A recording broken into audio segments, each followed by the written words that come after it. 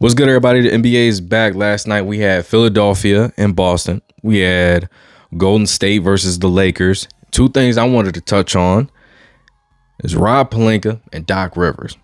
Let's start in Boston with Philly, all right?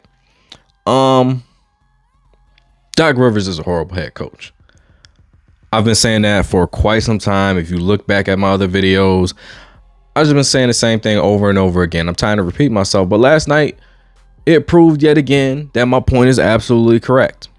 Philadelphia learned absolutely nothing from last season. They're the exact same team. I'm not going to talk about Boston because you already know what you're going to get from them. They were in the NBA Finals for a reason. They go through Brooklyn, they go through Milwaukee, and they go through Miami. Speaks for itself, right? You look at Philly, all right? Joel Embiid, he takes 18 shots. 6 of those 18 is from the three-point line. Already don't like that. The most physically imposing player on the court is taking 6 3-pointers. There's no Robert Williams, and Al Horford gets in foul trouble. Noah Vonleh gets in foul trouble. So your next best option to guard Joel Embiid, Grant Williams, who's I'll be generous and say 6'7", 6'7", 6'8", and then Blake Griffin, who's not the Blake Griffin of old, but he still can contribute to a team. But defensively stop Joel Embiid? Absolutely not. So you look at the third quarter, 68-68. 6 minutes after that, it's now a 10-point lead. Stagnant offense for Philly. Boston's get whatever they want. They're getting in the open court, getting steals, playing defense. Like I said, we know what we're going to get from them. Joel Embiid comes out, doesn't check back in until around... actually, he doesn't check in until the fourth quarter. In that time span while he's out, you have the league go from 10 to 15, back down to 12, 13, 14, then back down to 10. All right. He checks back in. They're down by 10 still. And he goes 4 entire minutes without a single touch of the basketball. 4 entire minutes. How is that even possible? You have the runner-up for the MVP the past 2 seasons. You have the scoring champion from last season, and he doesn't get a whole touch for the next 4 minutes of the game, and you're down by 10 points. That cannot happen unless you have poor coaching. That's impossible. I don't care if anybody, like people are going to say, well, he needs to go down to the block and demand the basketball. Well, first of all, the message needs to be delivered to everybody else on the court. Melton came from Memphis. He's going to contribute both sides of the ball. Niang, he's been a contributor for Philly. Who else was on the court? You had, Tyrese Maxey. He had a couple buckets in that span. But in no way, shape, or form should the ball go through anybody other than Joel Embiid every single time down the court when you're trying to climb back into the ball game. Reason number 1 is runner-up MVP, scoring champion. Already made a note of that. But also, if you're going to run an offense where you want to get up a lot of threes and you have a physically imposing dominant force, you need him in the paint, run a 4-out and 1-in set every single time up the court. You don't need to run any plays on ball. Just run an off the ball set, get some movement, get some backdoor action, so on and so forth. But make sure there are 4 people on the perimeter and 1 person on the inside of the paint, which is Joel Embiid at all times. You look at the flip side, you look at Boston, they already have the lead. They're just trying to keep control of the game. They come down, they run a pin down into a split action for 3.5 straight minutes. You run a pin down for Jaylen Brown. You put Al Horford in the opposite corner. You put Marcus Smart on the opposite wing on ball. Run a pin down for Jaylen Brown and run a split action where Grant Williams flares to the corner and Jason Tatum goes backdoor. They scored off of that consistently. Also, they ran that play out of bounds and got a wide open 3 for Jaylen Brown. Tatum and Brown combined for 70 points. All right, 70 points. Malcolm Brogdon comes off the bench, gives them 15. So does Marcus Smart. Brogdon might be my new choice for sixth man of the year. I made a biased choice and took Tyler Hero, but Brogdon, what I seen last night, he might be that guy. I really don't understand how this is a consistent problem for Doc Rivers teams.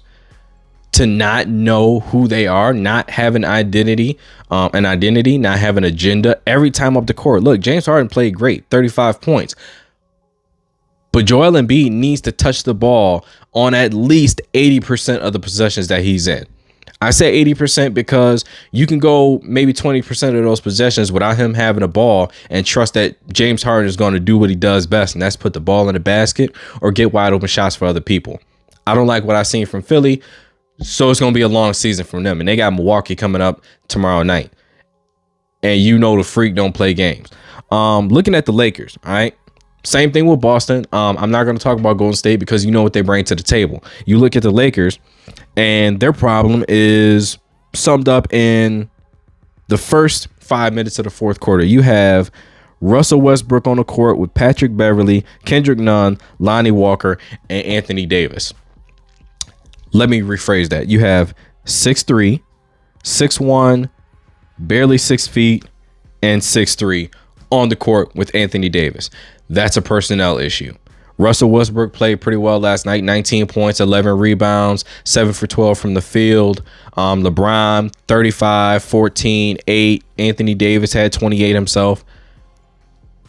That's a pretty decent game from a big three. But if you look at the rest of the lineups, like I said, you had Patrick Bev, Kendrick Nunn, Lonnie Walker. Also, you got to consider the fact that Dennis Schroeder is out with an injury. He's going to be back in a few weeks. And then you have Austin Reeves. You have Juan Toscano Anderson, who's 6'7", 6'8". But the problem with that is when he was in Golden State had an identity. They had a way that they played that made them successful, and they allowed a player like him to develop on the fly. He's coming into the season. They're thinking he's a more developed player than he already is.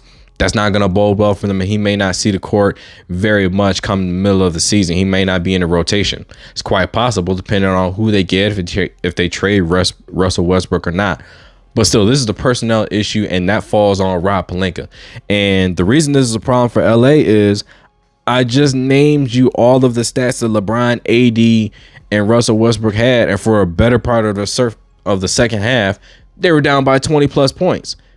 That's on any other night versus any other team. They might be hanging around in the game.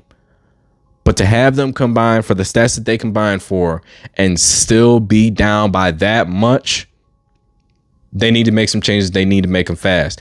And signing and adding a guy, no name, he was just working at a cemetery before coming into the regular season. You sign him because you like the fact that he shot 11 for 31 from the field in the preseason. Instead of going to get a certified veteran like, I don't know, an Eric Gordon. You need size? Well, Boogie Cousins is still available. Better yet, maybe a guy who's familiar with your franchise and someone who's actually won a championship with you, and Dwight Howard, who can understand the chemistry aspects of the team, of the locker room between the two remaining players from your championship season. You let all those pieces go and you spend the next 2 years up until this point doing absolutely nothing to build a team around Anthony Davis and LeBron James. And you wondering why you getting blown out the water, but you want to scapegoat Frank Vogel and scapegoat Russell Westbrook, who, mind you, averages 18 points, 7 rebounds, and 7 assists. And Reggie Miller made a point last night to say, if you just read me those stats and say this guy is going to be my point guard, I would have absolutely no problem, and I would welcome that up until the point where you say his name. That's how you know that it's unnecessary hate against Russell Westbrook. Because guess what? Kyle Lowry for the Miami Heat, number 1 seed last season.